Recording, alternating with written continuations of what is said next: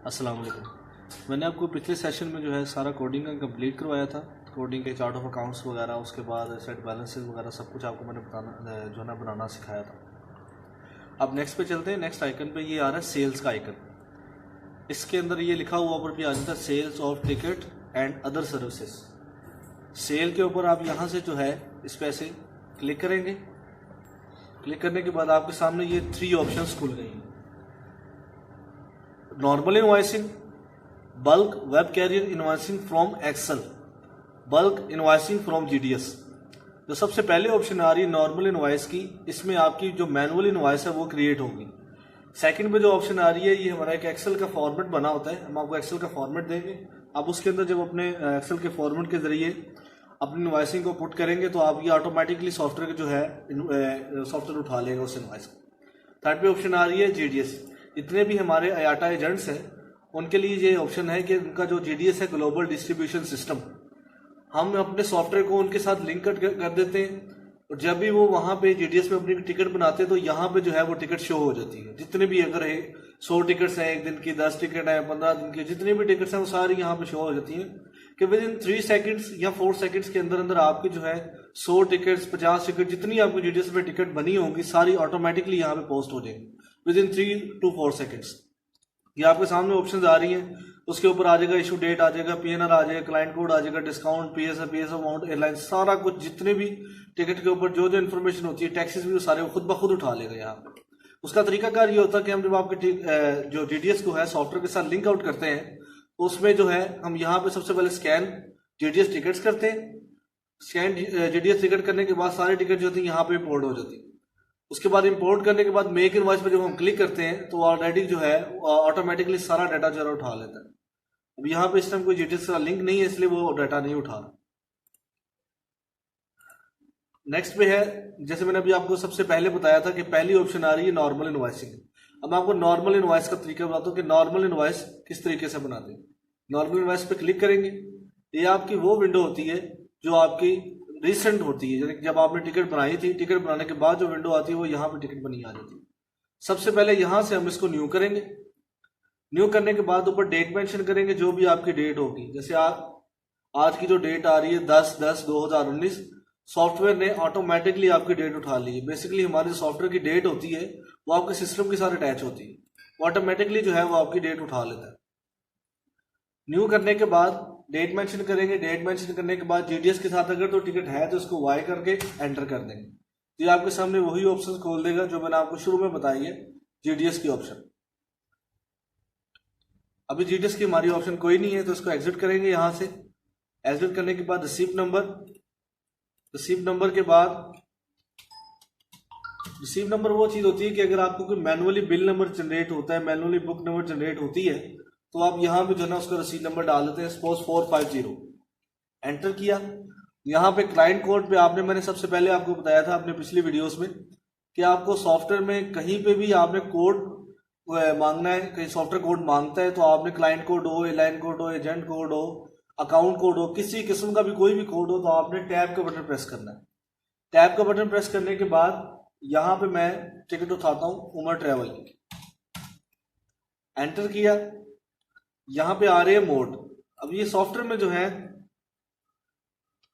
जो है 3 तरीके के मोड आ रहे हैं। सबसे पहले इसमें है ticket sales, PNR ticket only और अदर सर्विसेज।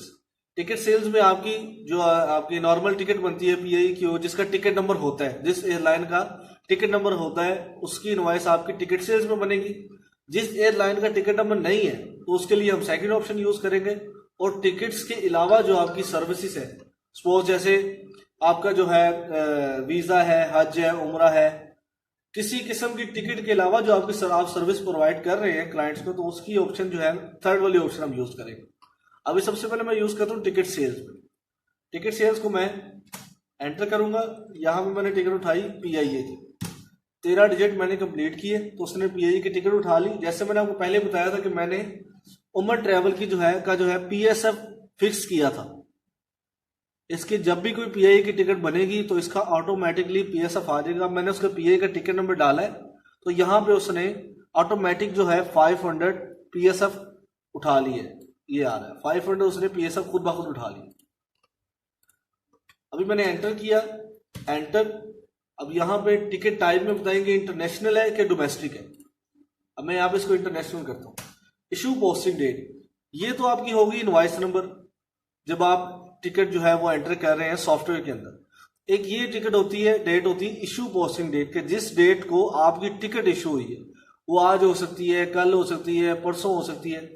वो जब आपकी टिकट इशू हुई होगी, आपने उस टाइम उसी के जो है डेट यहाँ पे मेंशन करनी है। अब एंटर करेंगे। अगर तो आप IATA एजेंट है तो आप BSP को, जाहिर बात है आपका जो पेएबल होगा BSP होगा। अब यहाँ पे नो की ऑप्शन आ रही है, आप इसको वाई कर देंगे, एंटर कर देंगे। तो इसने ऑटोमेटिकली आपको कह दिया कि टिकट नंबर जो है वो PIA की है, उमर ट्रेवल को सेल की है, और BSP को हमारा पेएबल है। तो इसने ऑटोमेटिकली जो है BSP उठा लिया। अगर तो नॉन IATA एजेंट है, आप किसी से टिकट ले रहे हैं, नॉन IATA है तो किसी से टिकट ले रहे हैं, तो आप इसको एन पे नो ही रहने देंगे, यानी कि एन रहने देंगे, एंटर। यहां पे आपको मैंने पहले बताया था कोड पे आपने टैब का बटन प्रेस करना है। अब सपोज मैंने ये टिकट ली है बुखारी ट्रेवल्स, एंटर। अब यहाँ पे जो है इसने पूछ लिया कि बुखारी ट्रेवल उसकी मैंने टिकट ली है, PIA की टिकट है, उमर ट्रेवल को सेल की है, इंटरनेशनल टिकट है, 10 तारीख को ये पोस्ट हुई थी। एंटर किया। यहाँ पे आगे पैसेंजर नेम, पैसेंजर नेम में आप इसको यहाँ पे अपना पैसेंजर नेम लिख देंगे। सेक्टर में आप जो है अपना सेक्टर लिख देंगे, कहाँ से कहाँ जा रहा है, कहाँ से ट्रेवल हो रही है।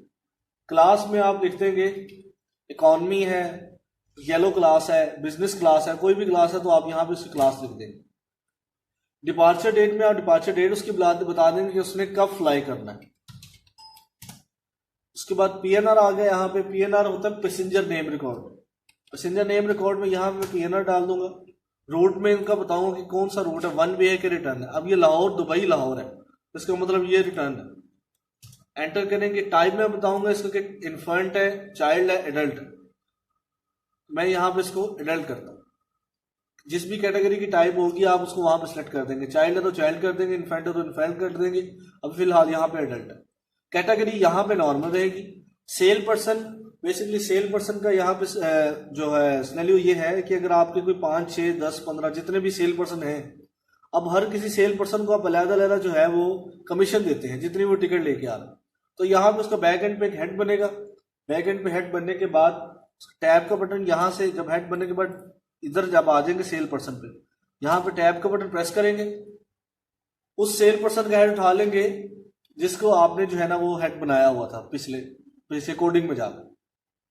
हेड उठाने के बाद यहाँ पे आप एंटर कर देंगे। अब इसका इफेक्ट जो है किसी भी जगह पे नहीं आएगा, यानी कि रिपोर्टिंग में तो आएगा, सॉरी, आपकी सेल इनवॉइस के अंदर, रिसीवेबल में, पेएबल में, किसी भी पैटर्न में, कहीं पे भी इसका जो है ना कोई भी इम्पैक्ट नहीं आएगा।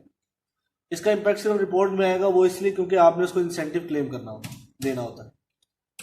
अब यहाँ से आप इसको बता देंगे GDS कौन से GDS से टिकट इशू हुई है। अगर आप एयरटाइम नहीं है तो बुखारी ट्रेवल ने टिकट इशू की है, वो उसका आप नहीं पता किस GDS से टिकट इशू किया, तो आप एंटर किकबैक कमीशन यहाँ पे नो ही रहेगी। एंटर करेंगे इंसेंटिव एयरलाइन, अभी फिलहाल कोई भी नहीं है। एंटर करेंगे तो ये सीधा यहाँ पे जो है IATA फेयर पे यहाँ पे आ जाएगा, IATA फेयर के अंदर। अब IATA फेयर में यहाँ पे वो फेयर आएगा जो आपका बेसिक फेयर है, जो आपने टिकट के ऊपर मेंशन होता है, बेसिक फेयर। अब बेसिक फेयर यहाँ पे लिखेंगे, सपोज मेरा 25,000 रुपया बेसिक फेयर है और मार्केट फेयर भी 25,000 है। अब यहाँ पे क्वेश्चन क्रिएट होता है कि मैंने 25,000 जो है दोनों साइडों पे क्यों लिखा है। आया कि बेसिक फेयर तो एक ही जगह पे लिखा होता है, वो इसलिए लिखा है कि जब आप इंटरनेशनल टिकट बना रहे होंगे तो जो 25,000 रुपया है जो मैंने IATA फेयर पे लिखा है, इसकी बैक एंड पे एक रिपोर्ट बनती है। जैसे PIA है वो इंसेंटिव रिपोर्ट देता है, इंसेंटिव देता है आपको साल के एंड पे, मंथ के एंड पे या फाइनेंशियल ईयर के एंड पे आपको इंसेंटिव देता है। PIA हो गई, कोई भी एयरलाइन है। तो ये जो बेसिक फेयर की है, ये ऑटोमेटिकली बैक एंड पे जो आपकी एक रिपोर्ट बन रही होगी, जो आपको जो है ना आपका टाइम भी उससे बच जाएगा। आपको जो है ना बार बार जो है उसमें कैलकुलेट नहीं करना पड़ेगा आपका जो है ये बेसिक फेयर। अगर तो आप यहाँ पे डोमेस्टिक पे जाएंगे, डोमेस्टिक पे क्लिक करेंगे तो ये ऑटोमेटिकली यहाँ पे IATA फेयर को जो है वो खत्म कर देगा, क्योंकि इसकी बैक एंड पे रिपोर्ट नहीं बन गई। तो हम आप 25,000 जो है वो सिर्फ यहीं पे डालेंगे। यहाँ मैंने इसको 25,000 किया। अब नीचे है